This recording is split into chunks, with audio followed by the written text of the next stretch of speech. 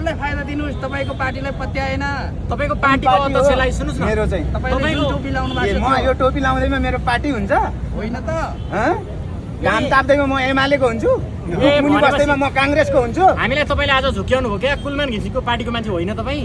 ए टोपी लाउने बित्तिकै फेरि कुलमान घिसिङकै पार्टीको मान्छे हुन्छ सबैले त्यही भने क्या कार्यकर्ताहरू छन् भने क्या त्यही भएर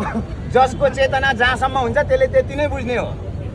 जुन पत्रकारको जति चेतना हुन्छ त्यसले क्वेसन पनि त्यति नै सोध्ने हो पत्रकारसँग खाली किन रिसाउनुहुन्छ तपाईँले यो जुन देख्नुभयो नि हो यही भएर मैले 50 चोटि प्रश्न गरेँ कि म यो हो भनेर मैले यस कारण लगाएको हुँ भने फेरि त्यही प्रश्न गर्नुहुन्छ नि तपाईँहरूसँग प्रश्न गर्ने अलिकति नपुगेर हो भन्छु क्या मैले पत्रकारसँग रिसाउनुहुन्छ कुनै पनि काममा समर्थन गर्न लायक छैन पर्यो